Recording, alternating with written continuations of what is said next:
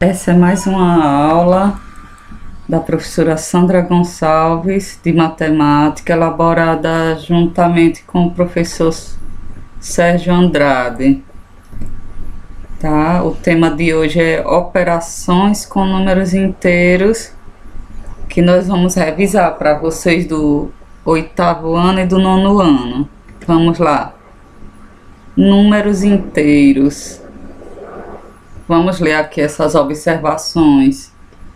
Os conjuntos numéricos surgiram por causa da necessidade do homem, do ser humano, de organizar os números de acordo com as aplicações do dia a dia, do momento, da época. Ok. E aqui, olha, para a gente relembrar, o primeiro conjunto que já estudamos desde criança foi o conjunto dos números naturais, aquele conjunto que o símbolo é N com essa barra à esquerda. O conjunto dos números naturais, ele surgiu da necessidade disso aqui, olha, de fazer a contagem, principalmente de animais, mas também de objetos e de pessoas. A necessidade de contar animais, principalmente na época em que, tinham os pastores e suas ovelhas e não existiam ainda os números, eles associavam a pedras. Como isso ficava bastante desgastante, o ser humano começou a criar os números, formas para facilitar a contagem. E os primeiros números que foram organizados foram sistematizados nesse conjunto aqui, olha, dos números naturais. Ok? Nesta aula de hoje, nós vamos rever mais os números inteiros e suas operações. Os números inteiros foram organizados a partir da necessidade já de representar os números com valores negativos e positivos. Quando organizaram esses números, os inteiros, não foi só por motivo de contagem. Em relação à contagem, foram os números naturais.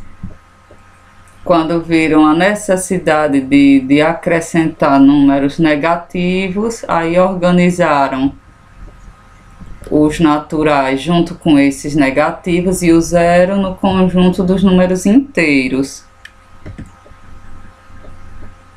Dando sequência, vamos colocar aqui algumas aplicações onde usamos os números inteiros. Olha aqui a professora falando, falando duas aplicações. Surgimento dos números inteiros a partir disso aqui, olha, situações de lucro e prejuízo em vendas.